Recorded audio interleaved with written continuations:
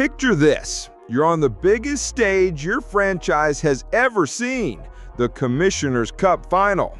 It should be the culmination of years of rebuilding, hustling, and fighting to matter again in the WNBA.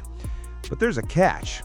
Your superstar, the face of your franchise, and the face of the league itself, Caitlin Clark, she's not on the court. She's on the bench, nursing a stubborn groin injury that just won't heal. Meanwhile, your veteran leader, Dana Bonner, the seasoned player who was supposed to steady the ship and guide these young players, has just quit, packed up, left, said I'm out, and took her max contract checks with her.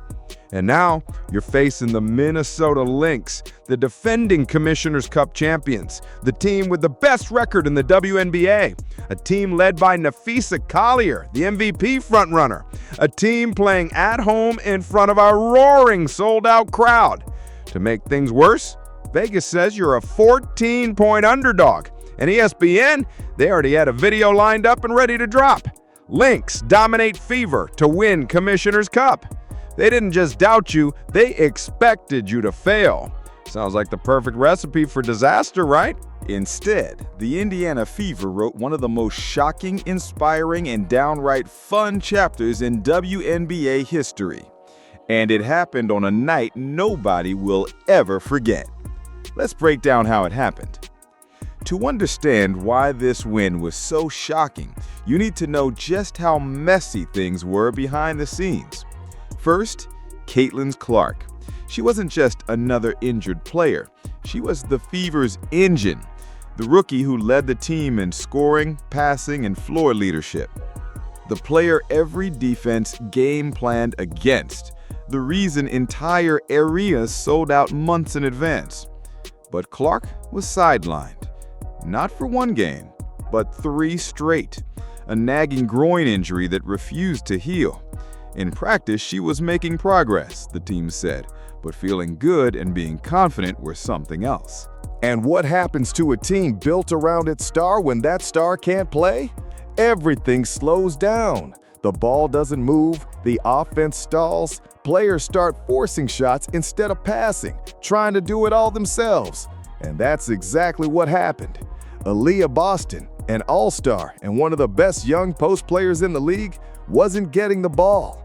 She'd set up in the paint, post up, call for it, and watch as a teammate launched a contested jumper instead. Kelsey Mitchell, another offensive star, found herself double-teamed constantly because with no Clark on the perimeter, defenses could cheat. Then there was the Dana Bonner fiasco. Bonner wasn't just any player. She was supposed to be the adult in the room, the one to keep the team steady, to teach them how to win. Instead, 9 games into the season, after getting benched and criticized, Bonner said, "I want out."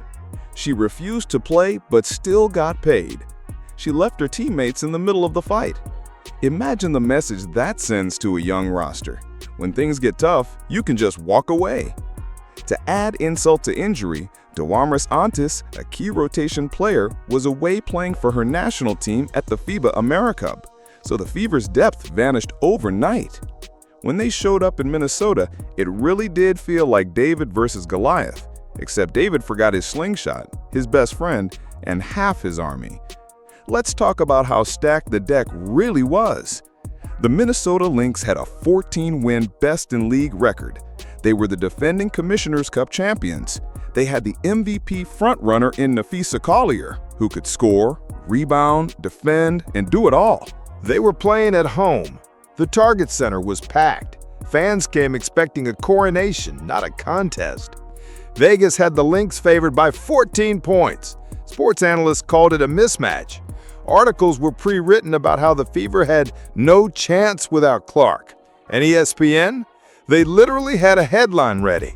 Lynx dominate Fever to win Commissioner's Cup. That wasn't disrespect. It was cold, rational analysis.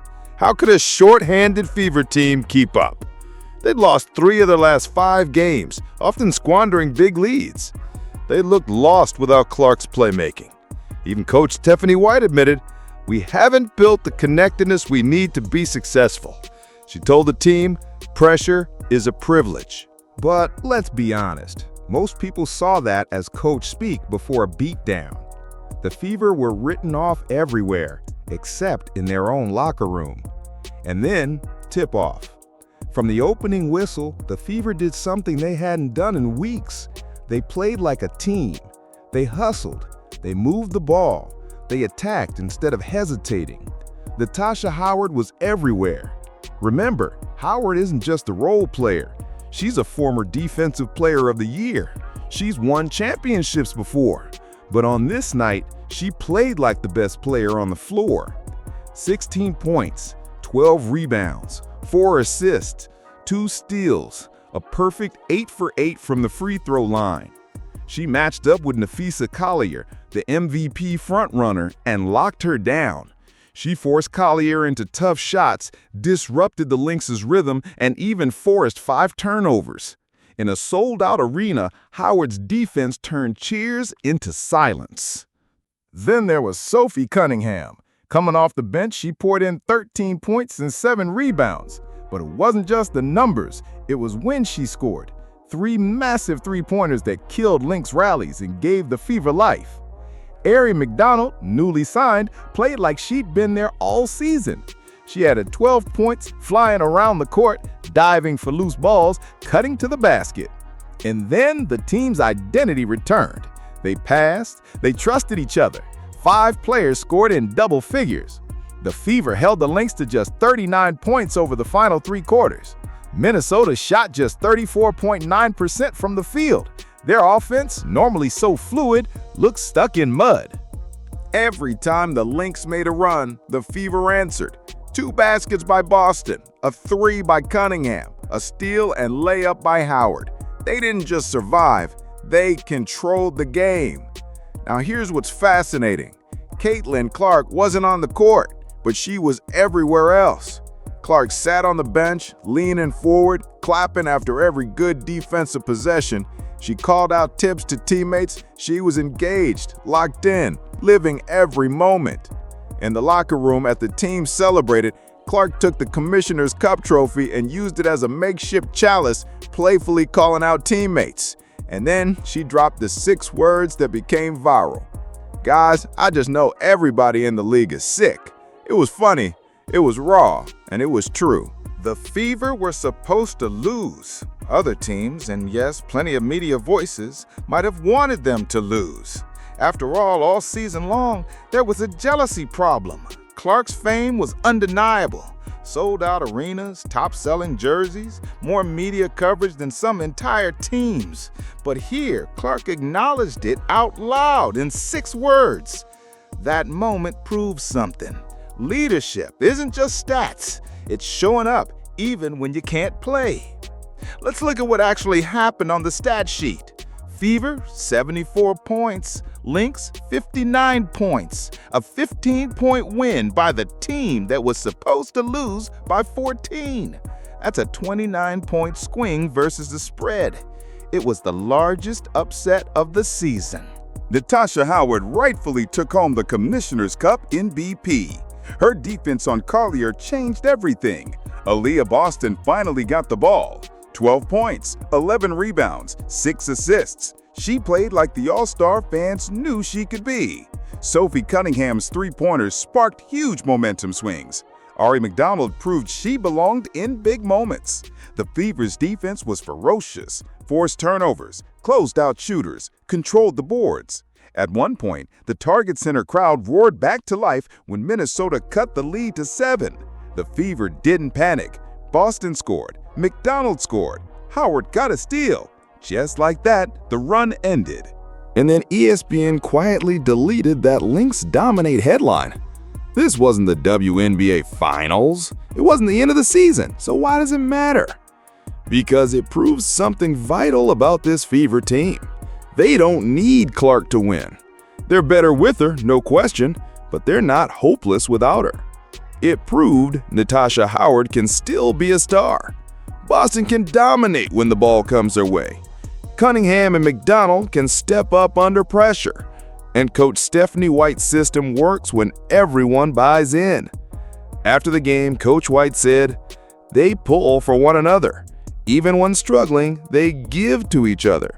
That matters because the Fever now know they can win ugly, they can win short-handed, they can beat the best team in the league on the road when the world expects them to fail. And when Clark returns, they won't just lean on her, they'll be better because they had to learn to win without her. Let's dream for a second. Imagine Clark back, healthy, feeding Boston in the paint, Howard locking up opponents, McDonald cutting baseline, Cunningham's facing the floor.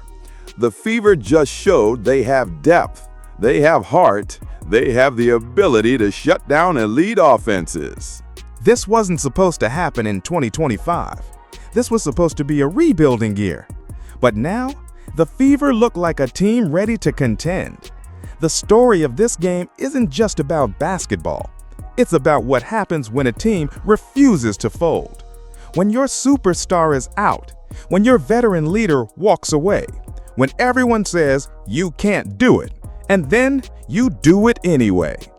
It's about Natasha Howard saying, "Not today," about Boston fighting for every rebound, about bench players becoming heroes, and it's about Clark on the sidelines still being part of the win. That's what real teams do. Clark's words say it all. Guys, I just know everybody in the league is sick. They're sick because the Fever didn't just survive, they thrived. They proved something the league wasn't ready for. The Fever aren't just Clark. They're a team that can beat anyone, anywhere.